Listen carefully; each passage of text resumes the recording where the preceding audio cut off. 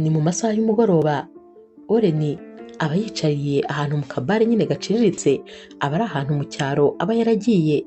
Hanyuma rero ari kwinywera akantu nyine yitonze, ajya kubona akabona umukobwa uri kubyina rwose. Gusa nyine uyu mukobwa aba ari mwiza cyane, ariko nyine aba ari uwo muri iki cyaro. Uyu mukobwa rero aba yitwa Rachel, naho rero umuvandimwe we ari nawe rwose mukuru we nyine aba ari kumwitegereza. Uyu mukuru we rero aba yitwa Laurette. Laurette aba ari kwitegereza ukuntu murumuna we ari kubyina, yabyinnye rwose yivuye inyuma. Naho rero Oren we nawe aba ari kumwitegereza atamukuraho ijisho, maze nyine akajya amwenyura, dore ko nyine ataba ari ubwa mbere amubonye. Aba amaze iminsi aza muri kano kabare, ndetse kubera uyu mukobwa Rachel aba asigaye rwose aza kuhagorobereza. Nubwo nyine uyu musore ataba asanzwe ajya mu tubare tumeze gutya, ariko kano ko rwose ntabwo aba akigasibamo. Hanyuma rero ajya kubona akabona Rachel ashoje nyine kubyina, arisohokeye, ahita amusohoka inyuma, kubera ko uyu munsi aba yumva rwose yamaramaje ko agomba gutahana nimero z'uyu mukobwa. Agenda rero amwiruka inyuma, ariko anamuhamagara ati Rachel, hagarara, ndashaka kukuvugisha. Rachel yarahindukiye ati wowe umvugisha se kandi urambaza iki? Naho rero Oren atari ko se Rachel, ntabwo ubona yuko ngukunda? Rachel yaramwitegereje maze amuhera ku kirenge ageza ku mutwe ati unkunda? Wowe nyine umeze utya unkunda? Atari kuba wambonye umukobwa aba afite imisatsi myiza gutya, nambaye neza gutya, wowe se urankunda? Urabona uri ku rwego rwanjye? Naho rero Oren yaramubwiye ati ni ukuri uranshimisha rwose, nibura ndifuza ko twaba inshuti. Rachel yongera araseka ati ngewe mba inshuti nawe? Ntabwo rwose nyambi inshuti n'abasore bameze nkawe, abasore badafite ikofi, abasore wagira ngo rwose ntabwo bagira aho bataha.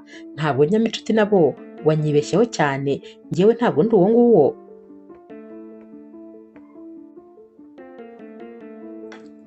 Rachel akomeza amubwira ati ariko se ubundi wowe ni iki cyakumaze ubwoba ugatinyuka ukanamvugisha koko? Oren ati noneho ndakwinginze mbabarira umpe nimero yawe, nibura ndebe ko nazajya kumvugisha, kubera ko ngiye kujya mu mujyi mfite ikizami. Noneho Rachel yarasetse hafi kugwa hasi ati burya bwose uri n'umunyeshuri ukaba ushaka nimero zanjye? Tekereza ariko. Naho rero uyu musore yaramubwiye ati ni ukuri mbabarira rwose ndazishaka. Rachel yaramubwiye ati niba uzishaka rero ubwo nyine uranyishyura, ugiye kumpa ibihumbi 50 ubundi nguhe nimero yanjye. Oren yakoze mu mufuka maze asanga haburaho 5. Yarabimuhereje ati nimero zawe rwose ndazishaka. Yarayabaze rero Rachel amubwira ati uzi ko burya ufite n'amafaranga, nubwo nyine atari menshi kubera ko uri umukene, ariko nyine urayafite. Yahise rero atangira kumubwira imibare, nyine amuha nimero. Gusa kano kanya Oren yarahamagaye ariko yumviye nimero nticamo. Yabwiye Rachel ati oya buretse kugenda, kubera ko nkeneye kuverifiya niba nimero wampaye ariyo, kubera iki nimero itari gucamo. Rachel ati nuko yashizemo umuriro, ati uzanyandikire message nzahita mbimenya ko ari wowe. Ati gusa nyine uratekereza se ngiye mfite umwanya wo guta ku buryo naguha nimero itariyo? Iyo nimero rwose ni iya nyayo, nta kibazo, wowe nyine uzanyandikire message. Oren rero yaramuretse aragenda, akomeza kugerageza ya nimero, ariko n'ubundi ikomeza kwanga gucamo. Icyo rero Oren atabashije kumenya kano kanya ni uko nimero yari abitse muri telefone itari rwose iya Rachel, ahubwo yari iya Laurette mukuru we, dore ko nyine uyu mukobwa we yaritondaga cyane. Hanyuma rero Rachel yashakaga kwirira amafaranga, yatangaga nimero za mukuru we kugira ngo abone ukuntu yitwarira amafaranga gusa.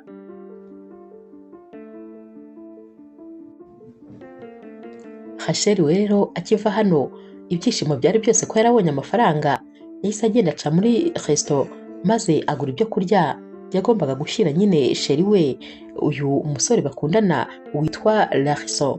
Gusa nyine uyu mukobwa akunda uyu musore mu buryo butangaje. Larissa rero aba nyine mu mujyi, gusa yari yaje nyine gusura mama we. Rachel rero yahise agenda amushyira nyine ibi byo kurya, gusa akigerayo yasanze Larissa ari gufata amafunguro mama we yari yamuteguriye. Uyu musore rero yaritondaga cyane, yavugaga amagambo make bishoboka. Rachel agimukubita amaso yahise amubwira ati sheri gute uri kurya ibi bintu? Ibi byo kurya rwose bisa n'umwanda. nagutekerejeho nakuzaniye ibyo kurya byiza, karaba intoki rwose mugabo mwiza kuko nkeneye kuguha keya. Yahise amufata atangira kumukarabya intoki nyine amukarabya bya byo kurya yari ari kurya. Lakso rero yahise yifata mu gahanga dore ko nyine yumvaga ababajwe n'ukuntu uyu mukobwa aje amwambura ibi byo kurya kandi ari mama we wabimuteguriye.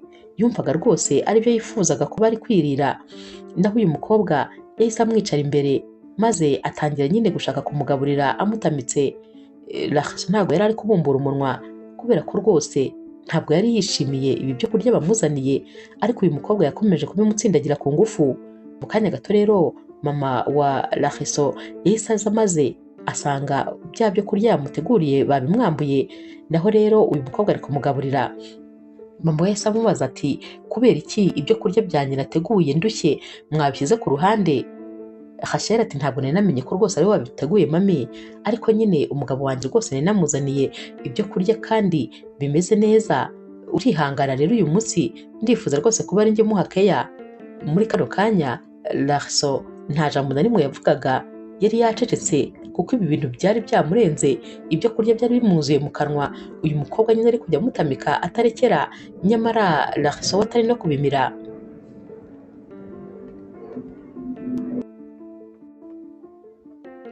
Oren rero we yakomeje guhamagara ya nimero bamuhaye atarambirwa rwose, maze umunsi wakurikiye aho nyine Lorette aba ari ku kazi ari guhanagura ameza ndetse ari kugenda rwose ategura, haba ari mu masaha y'igitondo yagiye kumva yumva telefone ye irasonnye.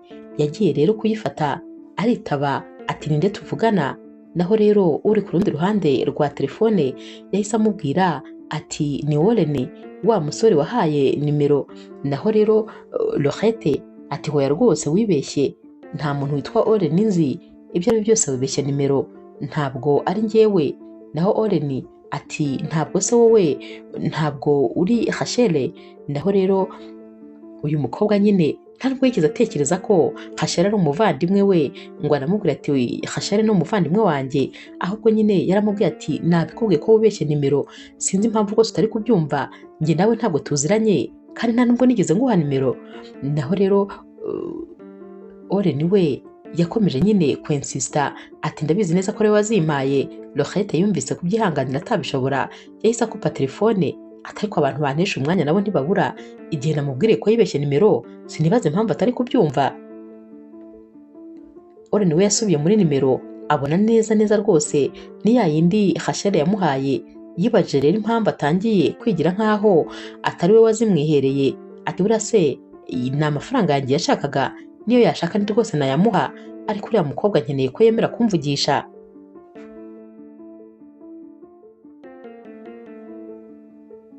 Naho rero ku rundi ruhande Rachel we abyuka ajya kureba mama wa Lakso. Aragenda rero maze akigerayo agahita amubaza ati mama atumeze neza? Naho rero mama wa Lakso atumva ati njye narakurakariye ejo ntabwo ushobora kubyumva ukifata ukajugunya ibyo kuri nateguriye umuhungu wanjye. Rachel aterega mama niyo mpamvu nanjye ngarutse, ubu rwose ndaje ngo twiyunge, ahubwo mbwira akazi kose wifuza ko ngukorera uyu munsi maze nkagukorere, ubundi rwose ureke kurakara. Erega ntukandakarire kubera ko ngiyewe byanze bikunze uko byagenda kose nzaguma mu buzima bwanyu. Wandakarira utandakarira ntabwo nava hano, ubwo rero icyiza ahubwo rwose kuzajya unsekera. Ubwo kandi niko yanabivugaga ari kumukora ku matama. Ati none se ahubwo mbere ya byose nyine umugabo wanjye ari hehe? Naho rero mama wa Lakso ati ariko ntabwo umuhungu wanjye yigeze ambwira ko uri umugore we. Rachel ati niyo mpamvu nyine nanjye nje kubikubwira mbere y'uko abikubwira. Uriya ni umutima wanjye, uriya ni urukundo rw'ubuzima bwanjye, mbese ubyumve ndamukunda cyane, byanze bikunze rero agomba kuzaba umugabo wanjye. Ikindi kandi mama nyine urabizi nta babyeyi ngira, njye nta mama wanjye ngira. Hanyuma rero barifuza ko nimara gukora ubukwe nyine na Lakso uzasigara uri mama wanjye, nzagutetesha nzajya nguha keya, ntabwo wabyumva ukuntu uzaba ubayeho mu buzima bwiza. Noneho sheri wanjye we nyine nawe urabyumva, ibyishimo bizaba ari byose. uyu mubyeyi rero aba ari kwitegereza nyine uyu mukobwa ati ariko se rwose njyewe sinkwanga, ariko se mbabarira umbwire ibyo bintu uba wisize mu maso uko kuntu uba usa. Naho rero Rachel ati reka mama, ati nyine bino bintu si n'iby'abasirimu, atumva ibi bintu n'abakobwa bo mu mujyi barabikora, ati ibi bintu biba bihenze cyane, ati ni ibintu nyine byiza, ahubwo nawe ndashaka kuzakwigisha kubikora.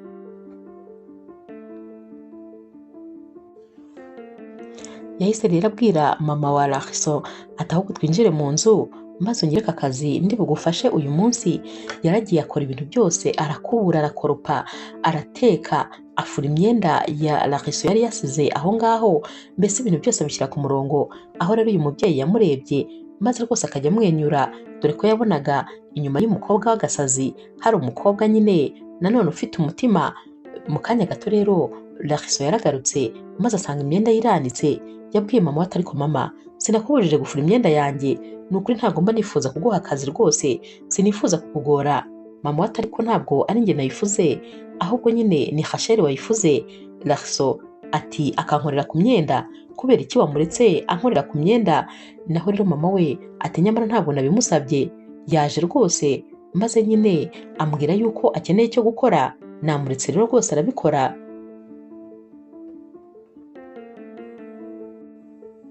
Kano kanya rero Rachel yahise asohoka mu nzu maze ahita aza asimbukira uyu musore ati sheri, ati wagarutse.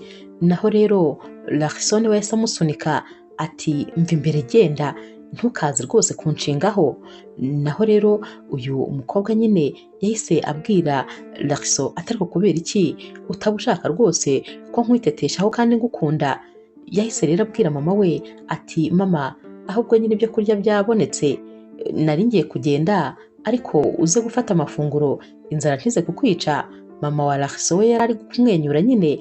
Naho Rachel abwira Rachel ati none se wambabariye ukamperekeza? Rachel ati ndinaniriwe, nta mwanya mfite rwose, genda, ubundi se ninjye nakuzanye. Yarasohotse rero maze nyine Rachel ahita asigara abwira mama we ati ariko ubu koko nzageza ryari kukubwira ko uriya mukobwa ntamwiyumvamo? Mama we ati ariko mwana wanjye, nkeka ko impamvu uba uvuga ngo ntabwo umwiyumvamo utaramumenya neza rwose bihagije. Yenda ntabwo nanjye mbizi niba ari we mugore nkwifuriza, ariko uriya mukobwa n'umwana mwiza, aramfasha mu bintu byose, amba hafi, kandi nukora agira umutima mwiza. Ikindi kandi rega aragukunda, ariko wakura hehe umukobwa warakaza ukamubwira ibyo ushatse byose ariko n'ubundi ntakuve iruhande agakomeza agaruka? Uriya mukobwa agukunda urukundo rwa nyarwo. Rachel yahise yivumbura maze yinjira mu nzu ati rwose mama, ntabwo uriya mukobwa mwiyumvamo, kandi mpamya ntashidikanya ko rwose ntateze no kuzigera mwiyumvamo na rimwe.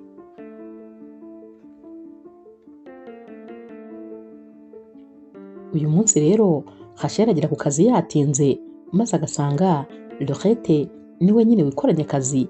Aba yamurakariye cyane akimubona ati ariko se uba wibagiye ko kano kazi ariko kadutunze? Urabona ukuntu uba wagiye ugatinda, ubwo kandi uba wagiye kureba wa muhungu wihebeye uba utanakwitayeho. Rachel ati mbabarira, ni ukuri ndabizi rwose natinze, ariko nanone ntukavuge rwose ngo ushyiremo Rachel, kubera ko urabizi ko mukunda n'umutima wanjye wose. Muri ako kanya rero telefone yahise isona maze Lorette akikubitaho amaso ati ariko uyu musore igihe nahereye mubwira ko yibeshye nimero, sinumva impamvu rwose adashaka kumva. Yaramwitabye ati ariko ko nakubwiye ko rwose nta Oren tuziranye, ko nakubwiye ko wibeshye nimero, kucyo gikomeza kumpamagara? Naho rero Rachel acyumva Oren yahise nyine atangira kumwereka amarenga, amwereka ati uwo muntu ni ukubera njyewe. Naho rero Lorette yaramubwiye ati reka nze ndaje twongere tuvugane. Yabaye akubye maze ahita amubaza ati ibyo uri kumbwira ni ibiki? Naho rero Rachel atumbabarire cyane, ni ukuri, ati nyine ati uwo musore yaranzonze aranzonga, ati mbamuhaye nimero yawe, ati ariko ni ukuri umbabarire. Lorette ati kubera icyo utanga nimero yanjye iyo umuhiye abandi bantu, kubera iki wamuhaye iyanjye? Ati rwose nawe uranzurananiye neza neza. Naho Rachel ati umbabarire ndakwinginze, gusa nyine niba ari kugutesha umutwe wanamubloka. Icyo nashakaga cyari uko yari kunyihera amafaranga kandi yamaze kuyampa, rero nta kibazo rwose urabyemerewe kumubloka. Bakiri kuvuga ibyo rero Lorette yumvise akamesaje maze arebye kuri telefone ye asanga nyine wa musore bari kuvugana amwoherereje ibihumbi 10 by'amayinite. Yahise atangira kwiterera hejuru ati oya ntabwo bishoboka, ibihumbi 10 by'amayinite, aya mayinite ni ubwa mbere nyagize kuva navuka, ahubwo se ubu sinjye umuntu wa mbere yageze mu gihugu cyacu. Naho rero Rachel ati ngo iki, ati ibihumbi 10 by'amayinite, ati oya ntabwo bishoboka. Yamwatse telefone, arebye ko abona nibyo, bose rero bahise bumirwa, maze nyine bakiri n'ubundi kubitekerezaho, telefone yahise isona. Naho Lorette ati dore kandi arahamagaye. Rachel atumva mwitabe kandi ugerageze kwigira umwana mwiza, kubera ko nyine urabona uyu musore agwaye amayinite menshi, gerageza nyine kwitwara neza. Lorette nawe se yitaba ati murakoze cyane, murakoze ni ukuri, ntabwo rwose wabyumva ukuntu nishimye. Nyamara rero guhera uyu munsi byahise bisa naho atangiye kuba inshuti na wa musore, atangirira kumwemerera akajya amuhamagara. Ariko nyine kano kanya Rachel yahise abwira Lorette atumva rero nkubwire, aya mayinite tugomba kuyagabana, ahubwo ugomba kumpaho nyine nk'ibihumbi 6 wowe ugasigarana 4. Naho rero Lorette atinya guhera iki, kubera ko watanze nimero yanjye se ni wowe birirwa batesha umutwe ko ari njye bawutesha, nta n'igihumbi nakwihera. Ubwo nyine niba waratanze nimero yanjye ni amahirwe yanjye kuba banyihereye amayinite. Rachel yahise amubwira ati ni akazi kawe gumana, ati gusa nyine ako gahungu umenye ko ari agakene, njyewe nta kintu rwose navugana nako. Ubwo nyine niwumva uzakomeza kumuvugisha ni akazi kawe, ariko nanone niwumva rwose ukwiye kumubloka ntacyo bivuze rwose uzamubloke. Njyewe ntabwo nkeneye kuzongera kumenya amakuru y'ukundi, nta nubwo kandi nkeneye kuzongera kumva ijwi ry'ukundi.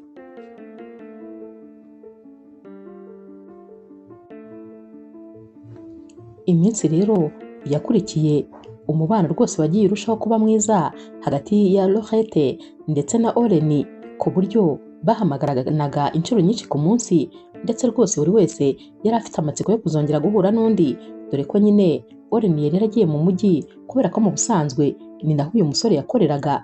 Gusa nyine yabeshyaga Rachel ko ari umunyeshuri, ariko ntabwo byari byo, kuko nyine uyu musore yari umukire cyane, yari afite amakampani menshi, ndetse yari umu engineer uzwi rwose kandi ushoboye, yabaga afite ibiraka byinshi cyane byo gukora.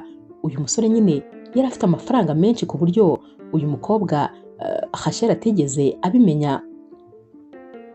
Yahoraga rero asaba Lorette yuko yamwoherereza nyine amakado, gusa we yari azi ko ari Rachel bari kuvugana.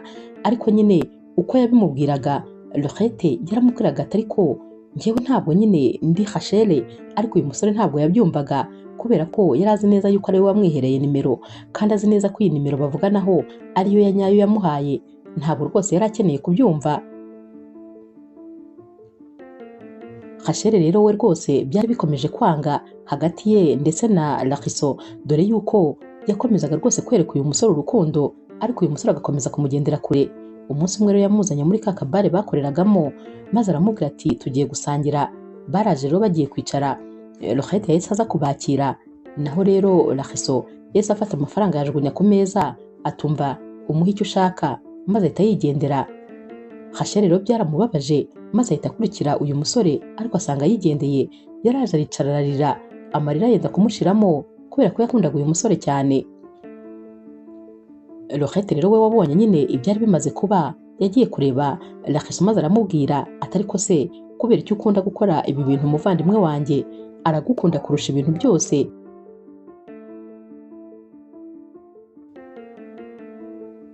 Ati waba uzi abasore bose yanga ku munsi kubera wowe se ntabwo wumva ko uri umunyamahirwe kuba yaragukunze?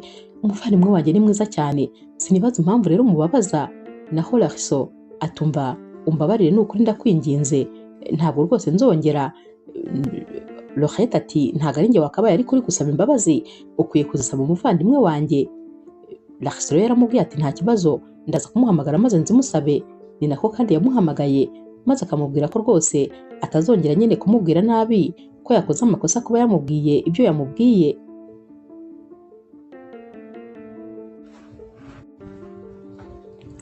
Nyuma rero y'igihe kirekire Lorette ndetse na Oren bakivugana kuri telefone gusa, ariko bisa nkaho rwose bamaze gukundana neza, ndetse rwose bamaze kwemeranywa n'urukundo. Oren yabwiye Lorette ko rwose ari umukire nyine, ndetse yanamubwiye yuko afite akazi keza. Yatangiye kumubwira ibyo byose amubwiza ukuri, ariko nyine yabaga azi neza yuko ari Rachel ari kubibwira. Hanyuma rero yaje kumusaba yuko yazaza kumusura mu mujyi kubera ko afite ibintu byinshi byo gukora ndetse rwose atabasha kugaruka muri kino cyaro. Rohette yaramubwiye ati yego rwose ndabyumva kubera ko nanjye ndifuza kukubona, ariko se nanone ko nta wundi muntu nziranye nawe mu mujyi nzabigenza gute? Oren yaramubwiye ati nuza nyine uzaguma iwanjye nta kibazo, uzaba uri umushyitsi wanjye, nzakugurira itike ubundi uze kundeba nyine, ndumva ngukumbuye rwose, ahubwo se urifuza ko nyine nazakugurira iki nkakikubikira? Naho rero Rohette ari gutebya yahise amubwira ati ndifuza yuko wazangurira impeta. Oren yahise amubwira ati impeta ikoze muri diyama? Rohette ati hwe rwose ntakinaga, zari brage. Naho Oren ati nta kintu na kimwe ntakugurira kiraga icyo utashaka, urabizi ko nyine nagerageje kuguha amakado menshi ariko ukayanga. Rohette ati rwose kino gihe ndumva atari igihe cyiza cyo kuba nakwakira impano zawe, njye nawe tugomba kuzabanza tukabonana tukaganira ndetse rwose tukagira nyine ibyo twemeranyaho, maze nkaba nabona gufata impano ivuye kuri wowe. Oren yaramubwiye ati nta kibazo, gusa nyine ubyumve ndumva atari njye nzarota mbona uje.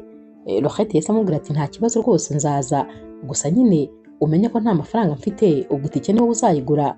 Oren ati ntuhangayike, sinamaze kubikwemerera se.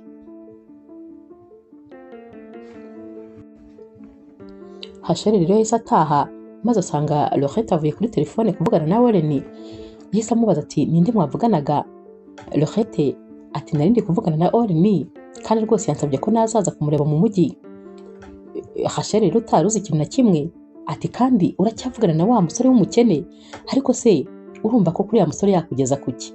Ngewe abasore nk'abara rwose ntago baba ari abasore b'inzozi zanjye, sinibaza ahubwo impamvu nawe mukivugana, nari nzi ko ubu ngubu wamuretse kera wamaze kumubloka. Rohette ati rega uriya musore ntabwo ari umukene, urabizi se ko ari umu engineer? Uriya musore afite amafaranga menshi, afite amakampani, afite amaproje menshi rwose amwinjiriza amafaranga. Naho rero Rachel ati simbizi rwose sinabyizera, ahari nuko wowe utigeze umubona ngo umwitegereze, ariko ndakubwiza ukuri ko ibyo bintu uri gutekereza rwose atari ibya nyabyo. Yahise amubaza rero igihe azagendera, maze nyine Rohette amubwira ko agiye kumugurira itike. Rohette yahise amubwira ati ahubwo se urabyumva ute nyine turamutse tujyanye? Naho rero Rachel ati tujyanye? Yabanje kubyanga yumva nyine atasiga Larso, ariko hashize umwanya yatekereje ko agumye aho wenyine n'ubundi ntacyo yabasha kwikorera, dore ko nyine akazi kenshi kakundaga gukorwa n'uyu mukuru we. Yaramubwira ati nta kibazo tuzajyana, gusa nyine ubwo ni ukuzamubwira akagura amatike abiri. Ni nako rero byagenze, yarayaguze rwose, maze umunsi wo kugenda bose rero bafashe indege maze baragenda, dore ko nyine uyu mujyi wari uwa kure ku buryo bitari gushoboka yuko bagenda mu modoka, bari gutinda mu nzira kandi ntabwo aribyo Oren yifuzaga. Bakigerayo rero bari inyuma y'igipangu bitegereje iyi inzu nyine bari bababwiye, niyo adresse bari babahaye. Naho rero Rohette ati ubuse aha niho batubwiye cyangwa twayobye? Rachel ati nta kuntu twaba tutayobye kubera ko ntabwo umusore nabonye yaba ataha muri iyi nzu, ntabwo bishoboka. Iyi nzu ziko neza neza wagira ngo ni White House. Ntabwo nibaza rwose niba iyi nzu yaba ari iy'uriya musore, ndakeka ko twayobye byanze bikunze, ahubwo nyine ongera uhamagare maze turebe ko tutayobye. Rohette yafashe telefone arahamagara ati turi kuri ya adresse mwaduhaye, sinzi rero niba tutayobye. Muri ako kanya rero Oren yahise asohoka, gusa nyine agikubita amaso aba bakobwa babiri, we mu mutwe we uwo yari yarabonye neza yaritegereje yaranakunze yari Rachel. Akimukubita amaso rero yahise nyine aza yiruka aza kumuhobera, nyamara muri kano kanya Rohette yari ateze amaboko yayarambuye cyane, ariko nyine uyu musore yamuciye kuko ataramuzi, ahubwo aragenda yihoberera Rachel. Rachel nawe nyine ahita amuhoberana ibyishimo, dore ko yari amaze kubona ko ari umukire ndetse afite amafaranga menshi. Yahise amubwira ati sheri nari ngukumbuye. Uwo nyine ni Rachel wabwiraga Oren ati nari ngukumbuye, ati nibazaga ukuntu tuzongera kubonana. Naho rero Oren yarishimye atunyise sheri, ati nanjye nari ngukumbuye ntabwo ushobora kubyumva. Kano kanya rero Rohette yari yumiwe rwose ubona yifashe amapfubyi yibaza ukuntu neza neza bahise bikundanira kandi nyamara ari we waruje aje kureba uyu musore.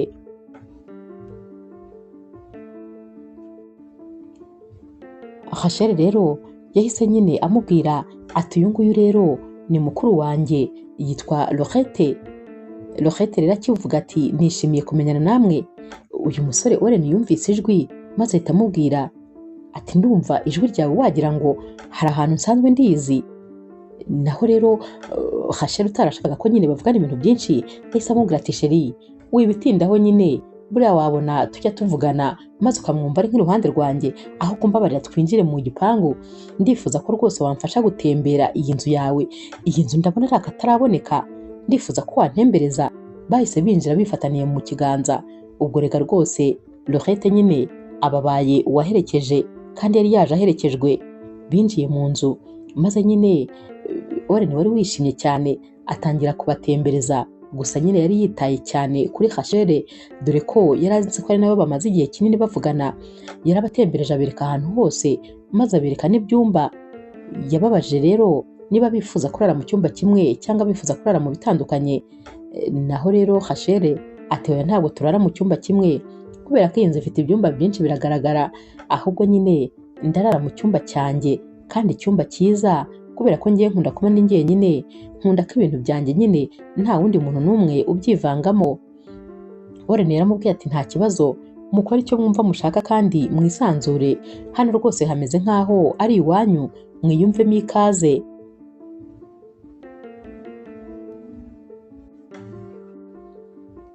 Aba bakobwa rero bamaze kugera mu cyumba maze nyine Laurette wari warakaye yahise atangira kubwira nabi cyane Rachel ati nta soni ufite, uri kwigira nk'aho ari wowe wajyaga uvugana na Oren, wamwikundishijeho, wibagiye ko yari umugabo wanjye, wibagiye ko ari sheri wanjye tumaze igihe kinini duteretana, wibagiwe se ko waje umperekeje ari we naje kureba.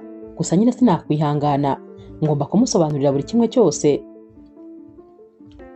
Rachel rero amubwira ati mbabara rwose witonde kubera yuko twese turabihomberamo, nuramuka umubwije ukuri arahita twirukana muri iyi nzu.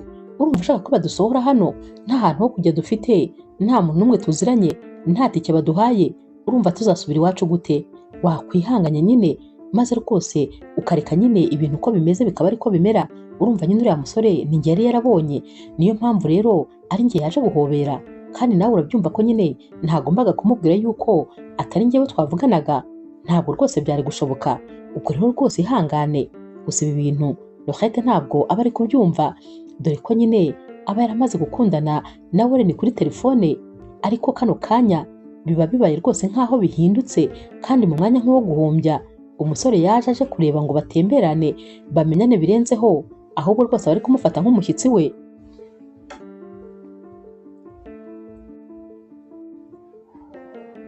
Umunsi wakurikiye rero bari ku meza bari gufata amafunguro, Laurette yabwiye Oren ati warakoze n'ukuri kutwakira, none se wa mushinga wari ufite byaje kugenda neza ko wambwiraga yuko wagiranye ibibazo nyine na guverinoma byaje gukemuka? Oren yahise amubaza ati gute se ubizi?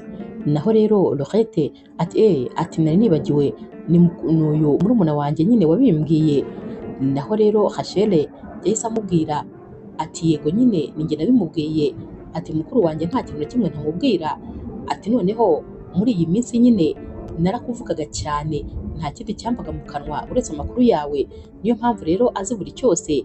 Nyamara ahubwo Rachel niwe utari ufite igitekerezo cy'ibyo bari kuvuga hano. Yahise rero ababwira ati ariko reka icyo kiganiro tukihorere kubera ko ntabwo rwose aricyo kiganiro twakabaye tuganira turi ku meza, ahubwo nyine mukunzi ndifuza ko wambwira nyine ahantu uzantembereza, ndifuza ko wambwira ahantu uzanjyana gushopinga. Hari amazu nyine ngo maremare, ya mazu y'ibitangaza njya numva bavuga, ayo niyo nifuza gutembereramo no kujya gushopingiramo, ndifuza nyine ibintu biri classe. Naho rero Oren ati humura nta kibazo, aho hantu rwose harahari kandi nyine ni henshi cyane, ntugire ikibazo rwose nzagutembereza. Gusa nyine uko bose bakomezaga kuvuga wabonaga Oren ari gukomeza gukururwa n'ijwi cyane rya Laurette, dore ko buri gihe uko yavugaga yategaga amatwi cyane kuko yumvaga ameze nk'umuntu rwose utarigeze yumva iryo jwi atari ubwa mbere aryumvise. Ikindi kandi ukuntu uyu mukobwa yari atuje, yavugaga ibintu byose ari poze, yabonaga atandukanye cyane rwose na Rachel, dore ko nyine bakivugana kuri telefone amakado yose yashakaga kumuha yarayangaga, ariko kano kanya noneho rwose yari ari kumusaba ibintu byose by'igiciro, yari ari kubishaka kandi akabishaka mu mwanya muto cyane, yifuzaga ko byose yabibona kino gihe. Mbese yabonaga yarahindutse, yumvaga umuntu bavuganaga kuri telefone atari ari kureba mu maso ye kano kanya, kuko yumvaga rwose ari abantu batandukanye.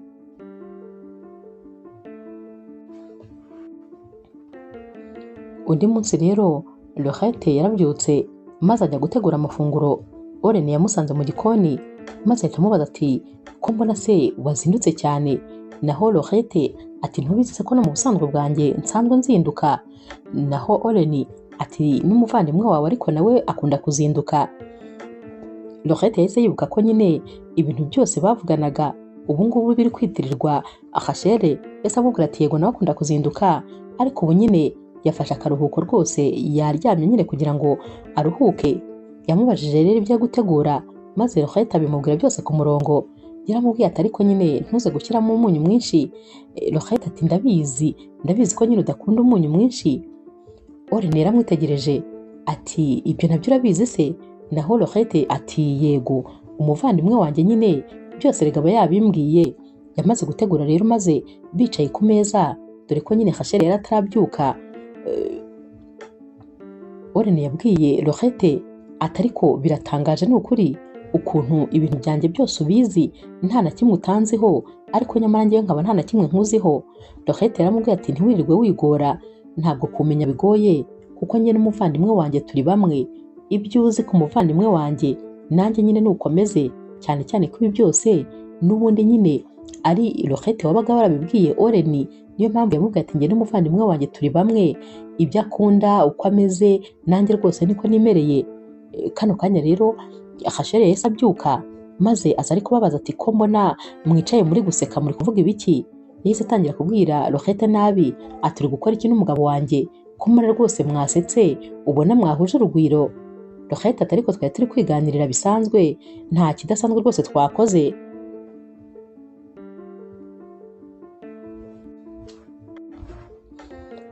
Undi munsi rero Oren na Laurette bari bicaranye n'ubundi muri salo bari kuganira.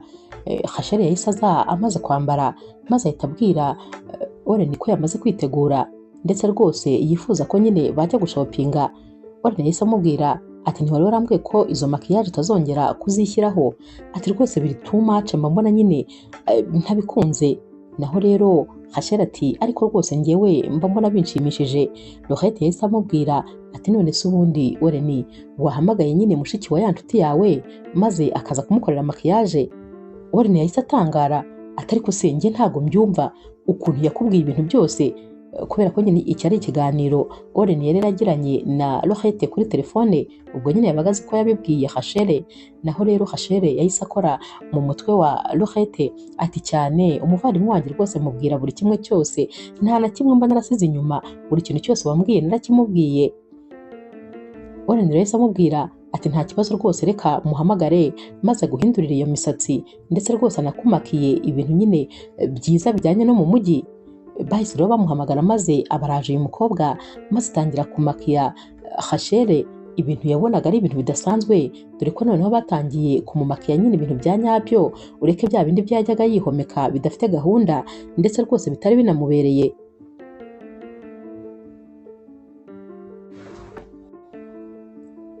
Iminsi rero yaragiye irisunika. Umunsi umwe rero hari mu masaha y'umugoroba Oren yaraje maze ahamagara Rachel, yamubwiye ko nyine hari ikintu ashaka kumwereka. Rachel rero yaraje muri salo. Oren akimubona yahise amubwira ati urasa neza cyane, gusa nyine hari ikintu rwose nari nkikurimo umwenda nari ntarakwishyura. Yahise amubwira ati ntubizi se ko nagusezeranyije impeta kandi ikozwe muri diyama? Uyu rero niwo munsi. Yahise akura iyi mpeta mu kantu yari irimo maze arayimwereka. Naho rero Rachel akikubita amaso yahise ayikura muri kano kabuwate atangira kuyireba, dore ko nyine yari impeta yari iri kurabagirana utabashaga kureba cyane kubera ukuntu yari iri kohereza imirasire, nyine yari impeta nziza cyane. Yahise rero atega ikiganza ati yinyambike rwose kubera ko iyi mpeta mana nyagasani wagira ngo nari nyitegereje. Naho rero Laurette we yatangiye kwijima maze ahita ababwira ati ariko se ubu murabona rwose hatakiri kare cyane kuba mwakwambikana impeta? Rachel yaramwitegereje atumva ati mwihorere uyu mukobwa mureke wibyitaho, atahubwo sheri urabona iyi mpeta itambereye. Ubwo nyine Laurette kwihangana byaranze ahita amukurura ikiganza amujyana hanze. Naho Rachel asiga abwiye Warren ati mu kanya ndahita ngaruka. Bageze hanze Laurette ahita amubaza ati nta soni ufite zo kuba uri gutega ikiganza ngo bakwambike impeta ubizi neza ko iyi mpeta itakugenewe? Iyi mpeta ni iyanjye, urabizi neza ko ari njye nakundanye n'uriya musore. Naho rero Rachel ati ndi kubitekereza se? Ati cyangwa kubera ko mwavuganaga utekereza ko ari we yakundaga? Tekereza ko noneho buriya mwavuganaga isura yanjye yari afite mu mutwe ni njye yakunze. Tekereza ko niba iyi mpeta yari iyawe urakeka ari iki cyamubujije kuyikwambika? Nuko atigeze agukunda? Nuko kandi rwose atigeze agutekereza? Uriya n'urukundo rw'ubuzima bwanjye. Sinibaza ahubwo impamvu uri kubigira birebire. Kuba umusore yaranyatse nimero nkamuha izawe urumva ari ibintu birenze se? Naho rero Laurette ati hanyuma kuki wansabaga kumubloka? Iyo mba naramuborotse biba byaragenze bite? Rachel ati no, ati nyine ntabwo wamuborotse. Ati gusa nyine nuko wumvaga wifuza kuba njyewe ariko ntabwo wabigeraho. Umutima w'uriya musore ni njye nkufite, ni njye yakunze, ntacyo wakora kandi ngo ubihindure. Laurette ati hanyuma se ubu witeguye gukora iki? Rachel ati ngomba kugumana umukunzi wanjye. Ati uratekereza ubu butunzi bwose nabwitesha se? Ati ntabwo nabwitesha, tuzakomeza dukundane kandi nyine wowe ahubwo gerageza utuvire mu nzira kubera ko rwose ntacyo wageraho habe na kimwe. Uriya n'uwanjye kandi nzamugumana. Laurette rero wumvaga bimurenze yahise afata inzira asohoka igipangu agenda ajya mu muhanda. Yumvaga akeneye gufata akayaga, yumvaga ibi bintu akeneye rwose nk'umuntu yabibwira, ariko nta muntu n'umwe yari aziranye nawe muri uyu mujyi. Yumvaga umutwe uremereye, yumvaga atazi ukuntu nyine ibi bintu ari buze kubyifatamo, kuko noneho yari ari kubona neza yuko rwose umusore yaje aje kureba ari kugenda amuca mu myanya y'intoki, dore ko yabonaga ko ibintu bigeze kure. Aho bari bamaze kwambika impeta uyu mukobwa yabonaga noneho nta garuriro rwose bigifite.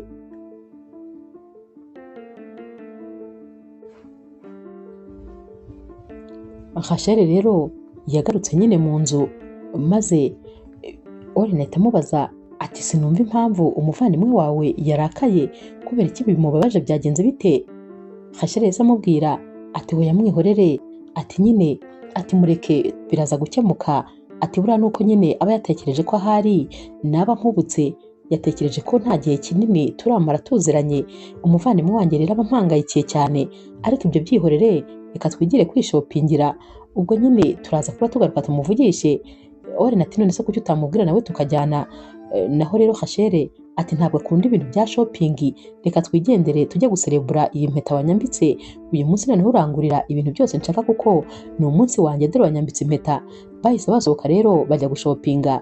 Naho rero Laurette we umuhanda yari ari kuwumaza amaguru atazi aho agiye, kandi ni nako yagendaga arira inzira yose. Mbese wabonaga ameze nk'umwana rwose wayobewe iwabo, amarira yari yamurenze. Mu kanya gato rero Larso ndetse nyine na mushiki we bari bibereye mu modoka nabo bari kwitemberera. Sinzi ukuntu rero bari kugenda banifatira utuvideo nyine, nubwo Larso ari we bari utwaye. Mushiki we yagendaga amubwira ati ndifuza ko waza mu kavideo kanjye kubera ko rega mba nshaka kugupostinga nawe. Uyu rero mushiki wa Larso yarebye hanze maze ababonye umukobwa wari uri kugenda agenda arira, yaramwitegereje maze ababonye ko rwose ari Laurette. Yahise amubwira ati hagarara bro, ati uriya urabona atari Laurette umuvandimwe wa Rachel? Naho rero Larso aturumva se yabageze hano gute? Ati simpamye ko yaba ari we. Yaritegereje ariko nawe rwose ahita asanga ni we. Yahise amubwira ati uzi ko ari we. Bahise bahagarara rero maze nyine bava mu modoka. Baramusanze batugeze hano ute, waje gukora iki? Ariko yari ari kurira, nta kintu kimwe yabashaga kubabwira. Babonye rero ukuntu afite agahinda kenshi maze bahita bamubwira ati ngwino ujye mu modoka tukujyane mu rugo turaganira twitonze. Bamushyize mu modoka baramujyana. Bageze mu rugo rero amaze gutuza yatangiye kubabwira ukuntu byagenze, ukuntu yaje muri uyu mujyi aje kureba umusheri. Yababwiye uko bahuye, uko byose byatangiye, abibabwira ahereye ku murongo, maze anababwira ko uyu munsi turi kuvugana uyu musore yamaze kwambika impeta Rachel wanze kumubwiza ukuri kandi utarigeze umukunda. Rachel rero akimara kumva ibi byose byaramubabaje, ati hoya ntabwo numva ukuntu yagukorera ibi bintu, ati gusa nyine ngize igitekerezo nagufasha kongera kwigarurira umutima w'uwo ukunda. Rohette yamubajije rero uko byagenda, maze Rachel aramubwira ati reka rero nkubwire ukuntu byagenda, ngewe ndashaka noneho kwigira umusheri wawe nkazajya aza kugusura, urabizi ukuntu nawe nyine Rachel nkunda, nambona umutima uzamurya maze rwose yongere ave mu buzima bw'uriya musore, wongere wisubiranire n'umukunzi wawe, kubera ko ntabwo nari nzi ko rwose Rachel yagize aho ngaho. Uriya mwana akunda amafaranga, sinzi rwose buriya yabonye uriya musore afite amafaranga nyine ahita yumva umutima umuvuyemo, ariko ntabwo yagombaga guhemukira umuvandimwe. Niba yaramwanze maze ukamwifatira, sinumva rwose ukuntu yari gukora ibi bintu. Barapanze rero umupango barawunoza ko rwose uyu Rachel agiye kwigira nk'aho ari sheri we, maze bakarisha umubu nyine uyu mukobwa wundi Rachel. Gusa nyine ku rundi ruhande Rachel ndetse na Oren baragiye bajya guhaha, bavayo nyine ariko basanga n'ubundi ntabwo Rohette aragaruka. Gusa nyine uyu munsi Oren yari yumiwe, yari yabonye ukuntu uyu mukobwa ahaha ibintu byose akenda kubimara mu maduka, kandi nyamara mbere yaramubwiraga ko nta mpano akeneye, kubera ko nyine atari we bavuganaga birumvikana. Rero yagiye kureba umusore w'inshuti ye yumvaga akeneye umuntu wo kubwira ibi bintu byose. Yaramubwiye atumva umukobwa aranzonze neza neza, ati gusa ndumva ndi kubyibazaho byinshi. Naho uyu mushuti ati ko nabonye se uriya mukobwa ari mwiza cyane, ati gusa nyine nabonye impamvu wari waramukunze. Naho rero Oren ati rero kuba mwiza byo ni mwiza, ariko nanone ntakubeshya ibintu biri kuncanga. Uriya mukobwa yarahindutse cyane kuva akigera hano, twavuganye kuri telefone numva ari umukobwa utuje, yego narabikubwiye uburyo twahuyemo byaragaragaraga ko rwose akunda amafaranga ndetse agenzwa n'ibintu, ariko nanone ikindi gihe twamaze tuvugana numvaga yaratuje ndetse yarahindutse, wumva nyine amafaranga nta kintu kimubwiye. Ariko akimara kugera hano nabonye yarabaye undi muntu, yarahindutse ku buryo ibintu byose twavuganaga nta na kimwe akurikiza. Noneho kandi ikirenze kuri ibyo yajyaga yanga amakado namuhaga, ariko ntakubeshya ubu ngubu turajyana agahaha nkagira ubwoba, uzi ko ahaha amaduka akenda kuyamaramo ibintu. Uyu musore w'inshuti yaramubwiye ati none se ubwo byagenze bite, cyangwa mbere nyine yarijijishaga none ari kukwereka uwo ari we wanyawe? Ati ngiye rwose ntabwo ndi kubyumva. Wari natega si ibyo gusa, tekereza ko nta kintu cyanjye na kimwe azi mu by'ukuri, ahubwo uba ubona umuvandimwe we ari we unzi wese. Ikindi kandi noneho kinababaje, umuvandimwe we ni nawe unkurura. Ngiye sinzi impamvu ndi kuganira n'umuvandimwe we, mba numva ari we tuziranye, mba numva nyine wagira ngo niwe dukundana, kubera ko azi ibintu byanjye byose, azi ibyo nkunda. Noneho ni n'umukobwa uzi kwitwararika, ni umukobwa utuje, uba wumva nyine uzi ubwenge. Sinzi impamvu mba numva ari we uri kunkurura. Uyu musore rero yahise amubwira ati ko numva noneho bigoye, numva rwose ntazi inama nakugira. None se niba ukururwa n'umuvandimwe we, urumva nakugira iyihe nama? Mu by'ukuri ndumva ntazi icyo gukora, gusa nyine ndumva ari ibintu byo gutekerezaho. Ahubwo nyine yahise yibuka yuko ari no kwambika impeta Rachel uyu muvandimwe we yagiye maze ntiyongere kugaruka. Yahise atekereza ati ahubwo reka muhamagare, atereka mpamagare nyine Rachel numve ko yanagarutse mu rugo, kuko kare nabonye rwose batumvikanye neza. Yahamagaye ya nimero n'ubundi nyine yarasanzwe ahamagara. Iyi nimero twibuke neza ko yari iya Rohette, ariko uyu musore yivugaga ko ari iya Rachel. Yarayihamagaye maze Rohette wari uri kwa Rachel nyine yabonye telefone isonnye, yahise ababwira ati ahubwo dore nyine Oren ari kumpamagara, ariko ubu ngubu azi ko ari guhamagara sheri we Rachel. Yaramwitabye n'ubundi yigira nkaho ari Rachel. Oren ahita amubaza ati none se umuvandimwe wawe yagarutse? Naho rero Rohette wari wigize Rachel nyine yahise amubwira ati ntabwo aragaruka, atari ko yampamagara ambwira ko yagiye kureba inshuti ze, ari buze kuza nta kibazo ku mugoroba. Yagira ngo nyine uyu musore atuze kuko yari amaze kumva ko yahangayitse. Yavuye kuri telefone rero, kandi nyine Oren nta n'ikintu na kimwe yaketse. Akiva kuri telefone umushiki wa Rachel yahise amubaza ati kubera icyo utamubwije ukuri ngo uhite umubwira ko nyine ari wowe, umubwire yuko utari Rachel? Rohette yahise amubwira ati ndumva atari cyo gihe rwose, ahari nari kuba nkubutse, reka mbyihorere, ahari igihe cya nyacyo kizagera ariko rwose ntabwo kino nyine cyari kuba aricyo gihe cyiza cyo kuba navuga bino bintu.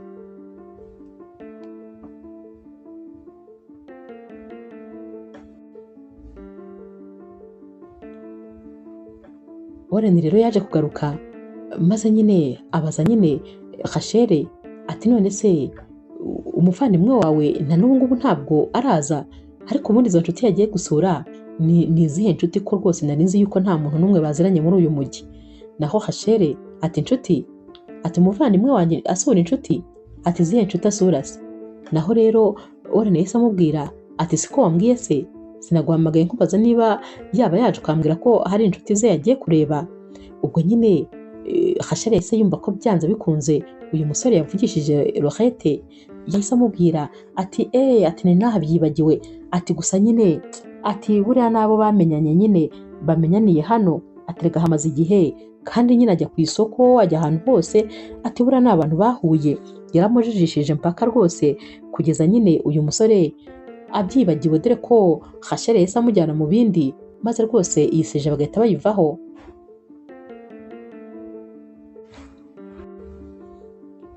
Ku mugoroba rero Rohette nyine yaratashye ataha yiyumanganyije yigeze rwose nkaho nta cyabaye. Yabasanze rero muri salo maze nyine batangira kumubaza aho yarari. Yarababwiye ati ubundi nyine nari nagiye kureba sheri wanjye kubera ko yari yambwiye yuko ankumbuye.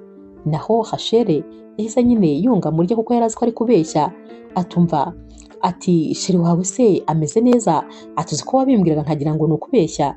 Ati ntabwo nari nzi ko rwose ufite sheri bya nyabyo. Rohette ati ndamufite unkunda cyane, ati umusheri unyitaho makeya, ati ntabwo wakumva rwose ukuntu nishimye. Warren we rero mu mutima yumvise nyine hari akantu kamubabaje kubera ko yari atangiye kwiyumvamo uyu mukobwa, ariko nanone ntiyabyitaho kuko yifuzaga ibyiza kuri uyu mukobwa w'umwana mwiza wanitondaga wagiraga umutima mwiza cyane. Barakomeje rero baraganira ndetse rwose banafata amafunguro, ubona noneho Rohette atakirakaye atanagifite umutima mubi. Hanyuma rero mu kanya bavuye hano nyine, dore ko nyine Warren yari amaze kubwira Rohette ati ndifuza rwose kuzazana uwo musheri tukamenyana tukamusuhuza, ndifuza guhura n'umuntu wahaye umutima wawe. Rohette ati nta kibazo rwose nzamuzana. Bavuye muri salo rero Rachel yahise amubaza ati ariko si ibintu by'umusheri buriya wari ubihimbye gute? Ni gute wabitekereje? Rohette ati ntabwo nabihimbye kubera ko mfite umukunzi, ahubwo nyine nibyo rwose nzamuzana maze anabasuhuze. Rachel ati mbabara rwose wizana ibintu bya brage, wowe n'umukunzi mwaba mwarahuriye hese? Ko mbizi ko nta muntu uzi hano, ko mbizi ko n'ibyo byose wavugaga byari ukubeshya nyine. Ati mbwira ibyo bintu by'umukunzi ni ibiki? Rohette ati ndamufite, umusore mwiza cyane w'ibogari, ndabizi neza yuko nawe numubona rwose uzamushima mu mwanya wanjye kubera ko ni umusore w'icyerekezo. Rachel rero yari yabiciye amazi, yumvaga rwose ahari atari ibya nyabyo, nyamara yababwiye ko nyine umunsi ukurikira yifuza kuzatumira umukunzi we maze akaza hano ubundi nyine bagasangira.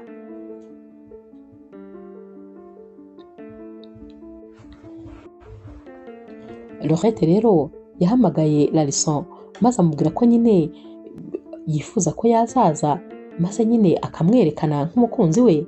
Larison yaramubwira ati nta kibazo rwose nzaza. Bwarakeye uyu musore yambara neza, yarambaye yitera imibavu ihumura, mbese waramurebaga ukabona ntasanzwe, dore ko n'ubusanzwe yari umusore w'ibogari mwiza cyane.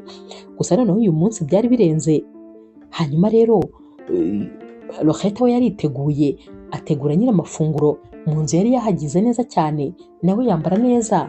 Mu kanya yumvise ihoni maze tababwira ati ndakeka neza ko rwose umukunzi wanjye ari wuje. Yarasohotse aragenda arafungura, nyamara Rachel wari ufite amatsiko menshi yamusohotse inyuma. Rohette yigize nkaho nta cyabaye maze aragenda. Rachel agisohoka mu modoka yahise amuhobera, Rachel nawe aramuterura yatangiye kumusomagura. Naho rero Rachel yari ari kubareba ubona ameze nk'umuntu uri kureba filime, yari yumiwe, wabonaga rwose yaguye mu kantu, ari kwibaza niba ari Rachel ari kubona. Byari byamuyobeye. Barakebutse basanga uyu mukobwa ahagaze nk'isitati atari kunyeganyega, ubona rwose afite agahinda kenshi kagaragara no mu maso. hafi kurira nyine amarira yari kunga mu maso. Yahise atangira kubabaza ati oya ntimumbwire ko rwose uyu ari Raxo. Yahise abwira Laurette ati mbwira ni gute kandi waba we warigaruriye umutima w'umugabo wanjye, ntubizi ko yari umugabo wanjye, ntubizi ko mukunda, ntabwo ibi bintu ndi kubyumva. Naho rero Laurette ati ngo iki, ati umugabo wawe se wahe, ati ubuse ntabwo wambaye impeta, ntiwambaye impeta ya Warren, si we mukundana, Warren sinamukurekeye. Ubu rero njyewe na Raxo tumeranye gutya, ubwo yamwerekaga nyine n'udutoki dufatanye, ati njye nawe nyine ubu ngubu rwose tumeze neza, ndetse uyu nguyu niwe mugabo w'inzozi zanjye, ubu ndamukunda cyane kandi nawe arankunda, ndetse rwose nishimiye kuba ndi en couple nawe. Kano kanya rero Rachel yahise ababwira ati hoya nkeneye kuvugana namwe, ariko nyine kubera ko Warren yabonaga batinze hanze nawe yarasohotse, maze Rachel akimubona nyine yahise yikaruma kugira ngo ye kwerekana ko atishimiye bano bashyitsi.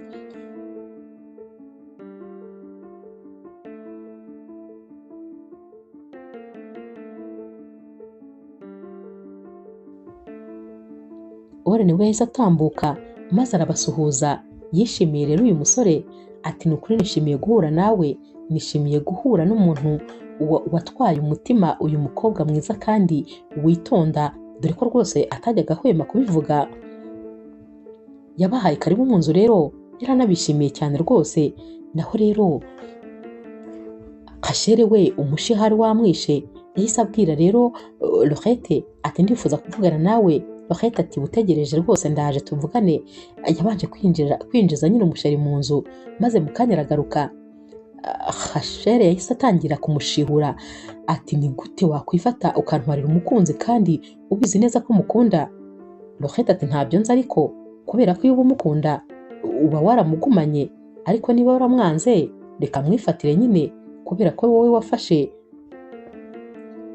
Warren kandi nanjye naramukurekeye, ubwo rero rwose aba ari we mugumana. Rachel ntabwo yabyumvaga, ngo wabonaga yenda nko gusara, ati mbabara ndakwinginze ureke uriya musore, va mu buzima bwe, kubera kuriya n'uwanjye. Naho rero Laurette ari guseka ati uri kurota, gerageza rwose ukanguke, byararangiye kandi turitegura no kuzakora ubukwe mu gihe kitarambiranye, kubera ko tumaze igihe kinini dukundana, utagira ngo twakundanye uyu munsi cyangwa ejo, tumaze igihe kinini kandi rwose yampisemo, nawe urabibona arishimye, nanjye ndishimye. Humura rwose Warren wawe naramwibagiwe, naramukurekeye, ngaho nimukomeze mwikundane, ariko nanjye umpa amahoro niryohererwe n'urukundo, kubera ko rwose ndaryohewe. Rachel rero umushiha warakomeje uramwica. Ni nako kandi Laurette yahise amubwira ati reka ahubwo njye kwita ku mukunzi wanjye, atamara umwanya yambuze kuko ngomba kumuha keya. Yaragiye maze baricarana mu ntebe, dore ko rero Raxo nawe yari azi gutanga keya cyane. Yafataga uyu mukobwa akamwegeka mu gituza, ari nako amusomagura, ari nako amukora mu misatsi. Rachel wabonaga rwose ameze nk'aho umutima bawumukuyemo, kuko yari ameze nk'isitati, yarabarebaga ntahumbye. Nyamara Warren nawe yarebewe ibyabaye, yabonaga ukuntu Rachel adatuje, umutima we udahari, akibaza impamvu yahangayitse, ariko Laurette na Raxo nabo bakamwihorera, bagakomeza rwose gutuma afuha, dore ko yari yanafushye kandi bya nyabyo.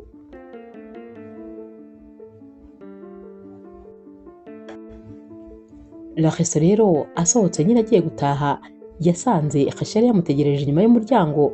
Yahise amubaza ati kubera icyo uri kunkora ibi bintu? Naho rero Raxo ati nibiki nagukoze? Ati umukobwa utagira umutima gusa, ati urifata ugatwara umugabo w'umuvandimwe wawe, nta soni ufite. Ati cyakoze ubu nibwo ndi kwishima kuba ntarigeze ngukunda, kubera ko iyo mba naraje kuguha amahirwe yo kugukunda ubu mba ndi kubyicuza rwose, ariko ubu ndanezerewe ko ntigeze nguha ayo mahirwe. Rachel ati wivuga ibyo bintu, sinshaka kubyumva bikuvuye mu kanwa. Ariko kano kanya Warren yahise asohoka, maze bose bahita baceceka. Rachel nyine ahita arekera kuko nta kindi kintu yari kurenzaho, ariko byaragaragaraga ko rwose yabangamiwe no kuba uyu musore ari hano. Bavuye rero kumuherekeza, yaraje arongera yinjiza nyine umuvandimwe we mu cyumba. Yaramubwiye atumva mbabarira rwose uve mu buzima bw'umukunzi wanjye, ikindi kandi ndifuza yuko wazanyereka aho aba, ndifuza ko wampa adresse ye. Laurette yarasetse ati ngo adresse ye? Ati nkandese. Ati wantwaye uwa mbere none nguhe na adresse y'uwa kabiri. Ati impamvu utazi aho aba nuko nyine atifuza ko uhamenya. Ibyo rero bindekere, ntabwo rwose nshobora kuguha adresse y'aho aba. Ndakuzi bihagije, uri umuvandimwe wanjye, ndabizi ko rwose nta keza kawe.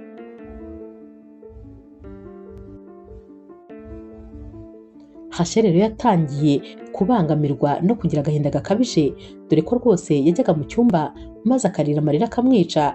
Mu by'ukuri uyu musore Rakiso niwe muntu wenyine yari yarigeze akunda bya nyabyo, akamukundira uko ari ntacyo amukundiye, dore ko hano yari ahabeshejwe n'amafaranga.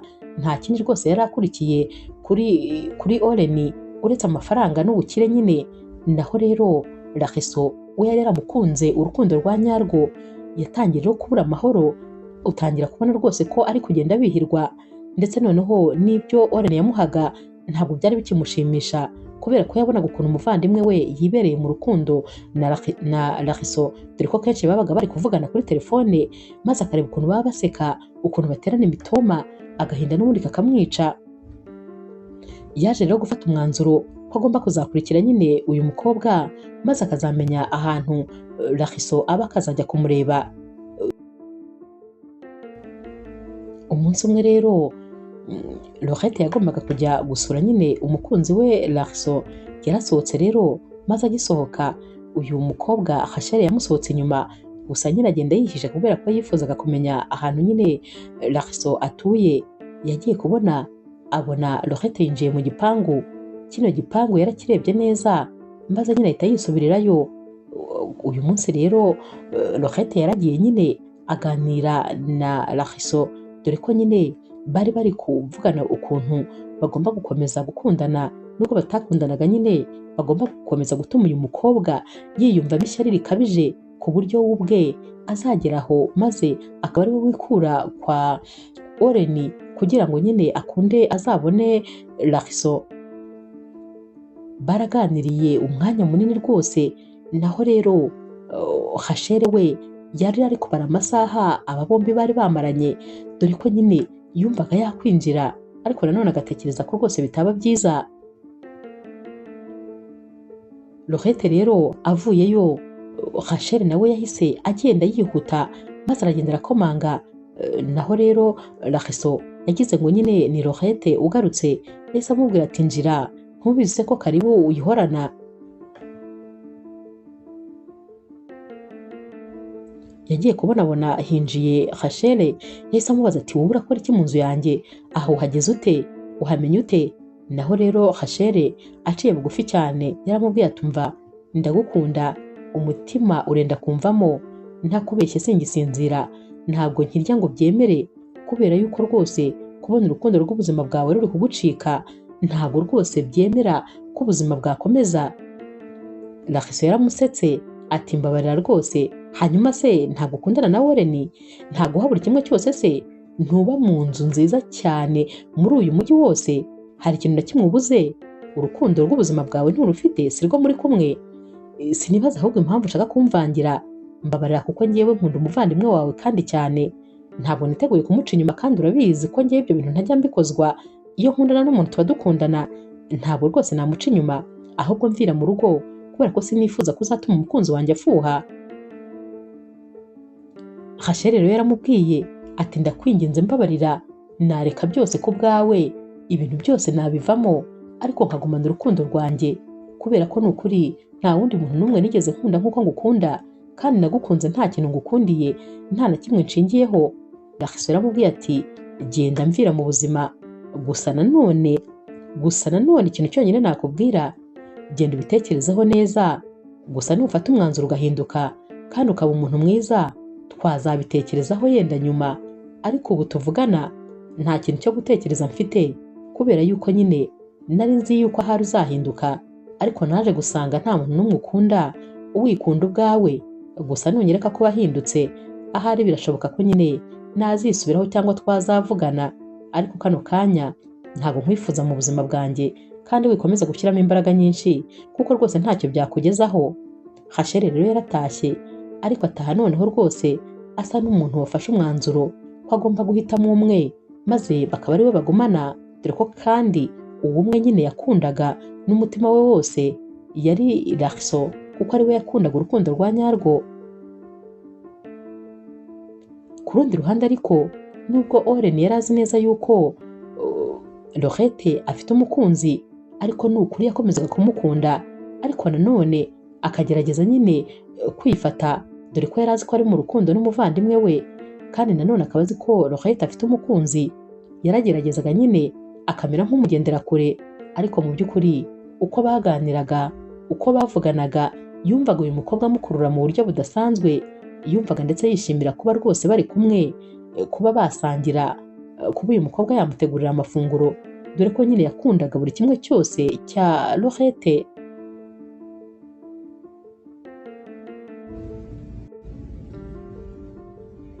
Umunsi umwe rero Laurette yarebye mu ibaga ye maze ahita abona igitabo.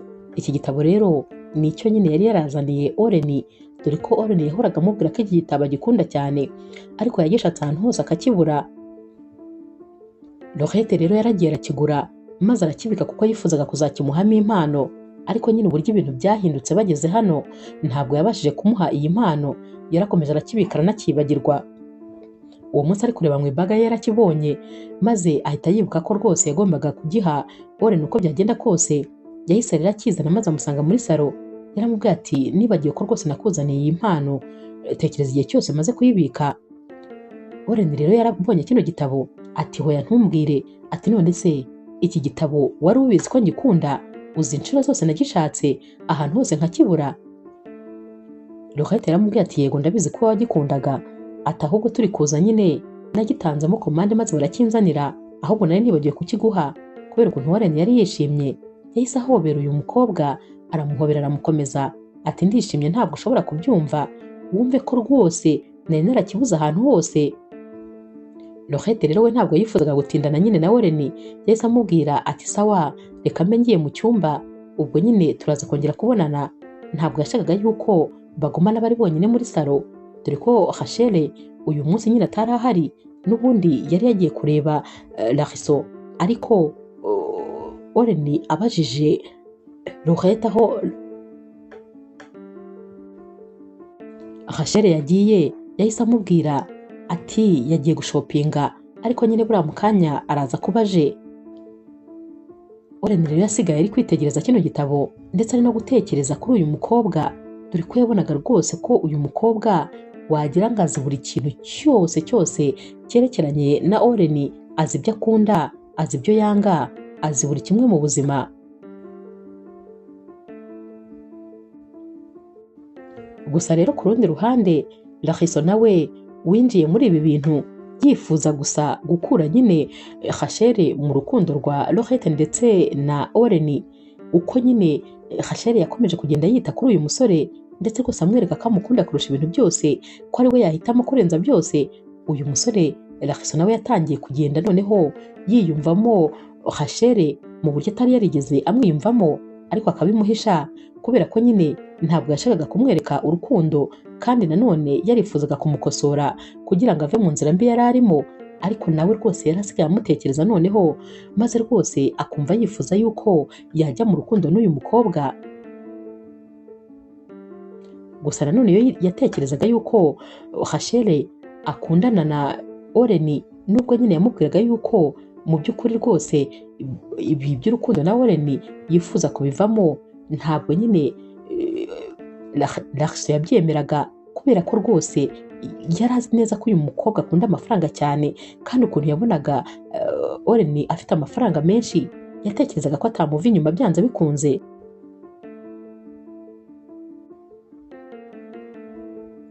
Umunsi rero wakurikiye Rachel yarahagaze hanze ari kwireba ku kiganza, ari kureba ya mpeta yambaye. Mu mutima we ariko avuga ati iyi mpeta si iyanjye, ngomba kuyikuramo byanze bikunze. Yanayikuyemo kandi ayifata mu ntoki, maze rwose atekereza ko agomba kuyisubiza uwayimuhaye, dore ko yari abizi neza ko atari iye, ahubwo iyi mpeta yari igenewe umuvandimwe we.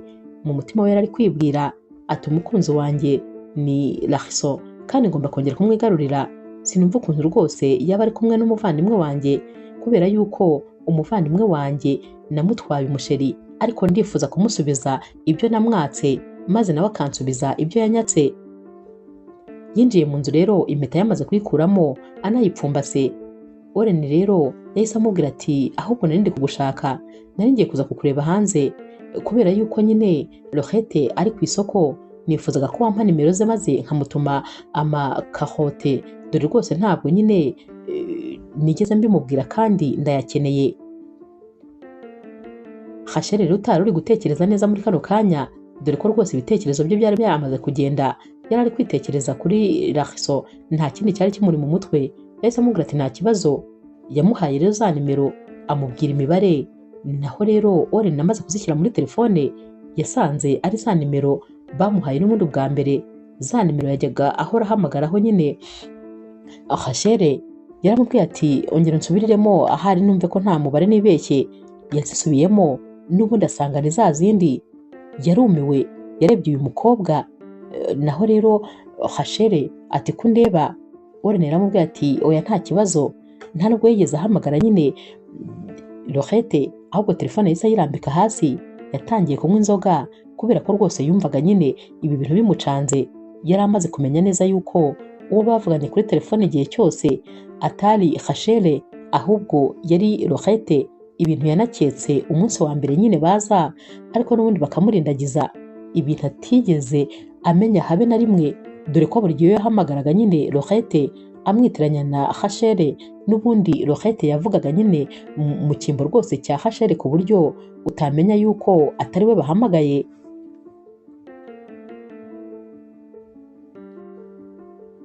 Mu kanya rero Rohette yavuye ku isoko maze asanga Oren yicaye muri salo. Akimusuhuza, Oren yahise amubaza ati hanyuma wumvaga uzambeshya kugeza ryari? Wumvaga uzampisha ko ari wowe twavuganaga kuri telefone kugeza ryari? Rohette yahise yumva ko ibintu byamenyekanye, yahise nyine ahagarara maze abaza nyine Oren ati wabibwiwe n'iki? Oren ati si ngombwa kumenya uko nabimenye, ariko ndibaza impamvu wambeshye kino gihe cyose, kubera ko utigeze umbwira ko ari wowe twavuganaga kuri telefone. Rohette yahise amubwira ati si uko nanze kubikubwira, ahubwo nyine nanjye ibintu byarampindukanye ku buryo rwose ntamenye uko byagenze. Twavuganaga kuri telefone buri gihe nkakubwira yuko ntari Rachel, ariko nkumva ntabwo ushaka kubyumva. Inshuro zose nashakaga kugusobanurira ntabwo wajya gutuma ngusobanurira. Nari naratekereje ko rero nzabikubwira nitubonana amaso ku maso. Gusa nyine byose nari narabibwiye umuvandimwe wanjye, ku buryo cyagihe umbwira ko ushaka ko nza hano mu mujyi, umuvandimwe wanjye yifuje ko twazana, gusa yambwiye ko azagusobanurira byose uko byagenze. Numvaga aricyo gihe cyiza cyo kubigusobanurira, ariko tugeze hano ibintu rwose byarahindutse. Nawe urabizi ko wahise utangira kwikundira umuvandimwe wanjye, wabonye isura ye nziza nyine ibari yigukurura, kuko ndabizi neza ko nawe iyo uza gushaka kumenya ko ari njye twavuganaga kuri telefone ntago byari bigoye, wari kubimenya, wari kumenya ijwi ryanjye, wari kumenya ibyo twaganiraga, impamvu ari njye nari mbizi kumurusha. Sinumva nyine impamvu nawe utigeze ubimenya. Naketse ko nyine ibyo wifuzaga ari byo wabonye, kubera ko wifuzaga isura y'umuvandimwe wanjye kandi ukaba warayibonye nyine. Ubwo niyo mpamvu nanjye nakuretse. Buri gihe numvaga nakubwiza ukuri nanone, ariko kuko nabonaga nyine amazi yararenze inkombe, nkabona ntajya kukubwira mfite. Kano kanya rero ntabwo rwose Oren yari ari kubyumva, kubera ko yumvaga iyo uyu mukobwa aza kubimubwira mbere n'ubundi nyine ari we bari gukomezanya, kuko ari we bari baziranye, ari nawe bari barakundanye mu by'ukuri. Kano kanya rero Rachel nawe yahise aza maze ahita atangira kubwira nyine Oren atumbabarire, amakosa yose n'ayanjye, ndetse n'umuvandimwe wanjye ndamusaba imbabazi kubera ko byose ninjye nabiteye. Nkimara kubona imitungo yose ufite nahise numva mpinduye ibitekerezo, numva ko umuvandimwe wanjye adakwiye kuntwara uyu mugisha. Niyo mpamvu nyine nahise nigira nk'aho ari njye twavuganaga. Ninjye rwose nabiteye, kubera ko umuvandimwe wanjye niwe mwavuganaga, ndetse rwose yanagukunze njyewe meze nk'aho nagutaye, kubera ko najyaga mubwira ngo akuboroke cyangwa se nimero yawe, ariko nyine ntabwo yigeze abikora. Gusa narahemutse, kandi nanone ikintu kibabaje ni uko mu bintu byose nakoze mu by'ukuri nakururwaga n'ibintu, kubera ko ubundi umuntu nkunda bya nyabyo, urukundo rw'ubuzima bwanjye ni Larso. Cyagiye nabonaga aje hano numvise umutima umvuyemo, numva ngiye nko gusara. Ibi byose rero kano kanya nyine niho Oren yari ari kubyumvira. Warren ati hoya kandi ntimumbwire ibyo bintu rwose. Naho rero uyu mukobwa yakomeje amubwira ati ndabizi neza ko iyi mpeta nambaye atari iyanjye, dore ko yari yanayikuyemo maze ayihereza Laurette ati iyi mpeta ni iyawe ntabwo rwose ari iyanjye. Laurette yaramubwiye ati yigumane, nanjye si iyanjye kuko sinyikeneye, ni wowe bayambitse, yigumanire.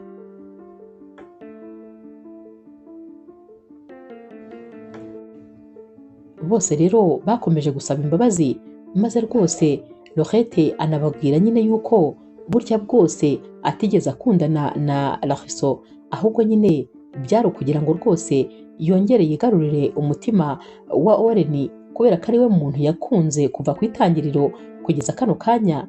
Warren acyumva ibi rero ibyishimo nawe byaramwishe, yahise amubaza ati koko ntabwo mwigeze mukundana? Laurette ati ntabwo twigeze dukundana, byari ukugira ngo ndebe ko nyine umuvandimwe wanjye yakuvira mu buzima, kuko nari nzi ko akunda uriya musore kurusha ibintu byose bibaho.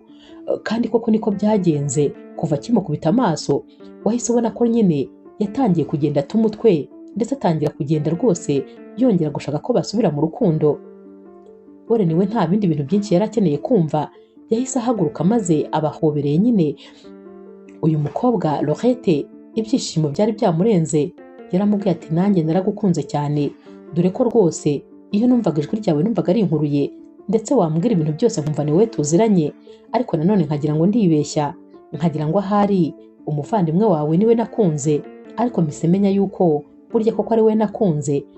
Nubwo nakomeje kugukundana nyuma yaho, ariko nkanga kubikubwira kuko nabonaga wifitiye undi mukunzi.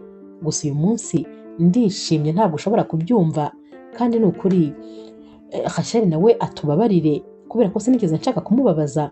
Rachel ati hoya, njyewe rwose nanjye ninjye nabangirije urukundo, ariko nanjye mfite uwo nkunda mu buzima, mfite urukundo rw'ubuzima bwanjye, nifuza ko rwose ari we muntu rukumbi naho umutima wanjye. Rero nanjye rwose mbaviriye mu buzima, kandi noneho mwikomereza urukundo rwanyu, sinzongera kubavangira, kabone n'iyo Laxiso atanyemera, atakwemera ko twongera gukundana. Ariko rwose nabonye ko gutwara ibitari ibyawe bitemera. Ninjye nakwitangiye umunsi wa mbere ntanga nimero z'umuvandimwe wanjye. Ubwo rero umuvandimwe wanjye nyine niwe umugisha wagiyeho, kuko ninjye nawe umwihereye. Rero ndabifuza rwose kugira nyine urukundo rurambye kandi mugakundana ubudahemukirana. Ngiyewe rwose mvuye mu buzima bwanyu uko byagenda kose, Laxiso yanyemera atanyemera nta kibazo rwose.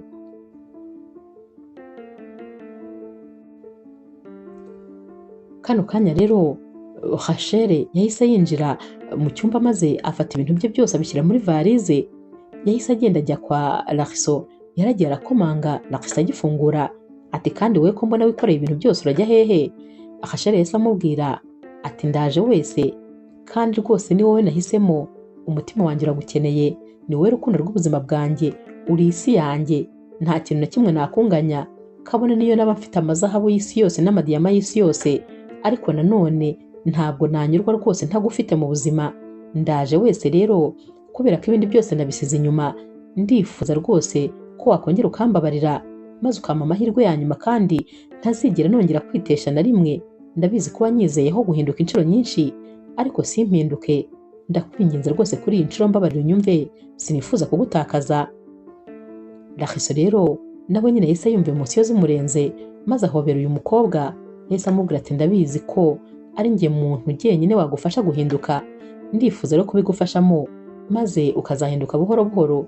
Gusa nanone amahirwe ndayaguhaye, kubera ko nanjye burya naje gusanga ari wowe rukundo rw'ubuzima bwanjye, naje kumenya ko ari wowe mukobwa wandwaniriye, ari wowe kandi warwaniriye urukundo rwanjye, ari wowe mukobwa nirukanye mu buzima bwanjye inshuro nyinshi, ariko ukanguka bugarukamo. Hanyuma rero ni ukuri nanjye naje gusanga ari wowe wanjye. Barahoberanye, ibyishimo birabarenga, aba bose bari bishimye mu buryo rwose butangaje. Nyuma y'iminsi mike rero baje kumvikana ko nyine bagomba guhura nk'amakupure abiri, maze bakinegura niko navuga, bakaganira ndetse rwose bakaba nk'umuryango. Bahuriye rero kwa Warren, ibyishimo byari byose. Kano kanya Laurette yari ari kumwe na Warren, ndetse nyine Rachel nawe ari kumwe na Laxiso. buri wese yari ari kumwe n'urukundo rw'ubuzima bwe. Batangiye gutera story rero bavugana ibintu byose nyine ukuntu byagiye bigenda, ariko uyu munsi wari umunsi w'umunezero. Hanyuma rero nyuma bamaze gufata amafunguro, bamaze gufata icyo kunywa, ibyishimo ari byose, Warren yarababwiye ati uyu munsi rero hari ijambo nyine nifuza kubwira umukunzi wanjye. Yarahagurutse ndetse n'abamuhagurutsa bahagarara imbere ya bano bandi. Yabwiye rero Laurette ati ndifuza rwose kukubwira yuko nagukunze n'umutima wanjye wose, ariko ikirenze kuri ibyo ndifuza ko nyine wanyemerera maze ukazambera umufasha, kuko ndifuza kubana nawe ubuziraherezo. Ndifuza ko kandi ari we mukobwa wa nyuma nakunda mu buzima bwanjye. Laurette n'ibyishimo byinshi yaramubwiye ati ndabyemeye rwose. Nuko yamuhereje ikiganza maze abamwambitse impeta. Ba bandi bandi bakoma mu mashyi, barahoberanye, ibyishimo biba byinshi. Nyamara rero Laxiso yahise abwira Warren ati sinzi impamvu wamvugiye ibintu, nari nzi ko iri ari ryo jambo ndibuze kubwira umukunzi wanjye uyu munsi. Yahise rero n'abashyira ivi hasi maze abafashe impeta. Yabwiye rero Rachel ati urabizi nyine ko ari we mukobwa wabashije kunkunda urukundo undi muntu uwo ari we wese atigeze ankunda, gusa kuri iyi nshuro njyewe ngukunda kurenza uko wowe wankunze. Hanyuma rero ndifuza ko waza mu buzima bwanjye ubuziraherezo. Rachel ibyishimo byaramurenze, dore ko ari iki kintu yari ategereje ubuzima bwe bwose. Yateze ikiganza maze bamwambika impeta. Ibyishimo noneho byahise biba byinshi, dore ko bahise baserebura, ibintu nyine birabarenga. Nyuma rero y'igihe gitoya Rachel ndetse rwose na Laxiso baje kujya kureba mama nyine wa Laxiso, ari nako bamubwira ko kandi bitegura gukora ubukwe. Uyu mubyeyi yarishimye kubera ko yari azi ko uyu mukobwa ari we muntu wakunze umuhungu we urukundo atigeze abona na rimwe. Yarabishimiye ndetse abaha umugisha wa kibyeyi. Ku rundi ruhande rero Laurette ndetse nyine na Warren bakoze ubukwe, maze nyuma y'igihe gitoya baza no kwisanga batwite umwana wabo w'imfura. Izi couple zongeye guhura bose batwite, byari ibintu bishimishije, ndetse dore ko bari no kuvugana ku mazina bazita abana babo. Wabonaga bafite umunezero udasanzwe kuko buri wese yari afite urukundo rw'ubuzima bwe iruhande rwe. Inkuru yacu y'urukundo rero naho tuyisoreje. Mwakoze kuyikurikira. Niba ukunda inkuru z'urukundo zica kuri Zasha TV, ntukagende udakoze subscribe, like, share na comment. Ni inkunga ikomeye kuri twebwe. Ndabakunda cyane rero nk'ibisanzwe.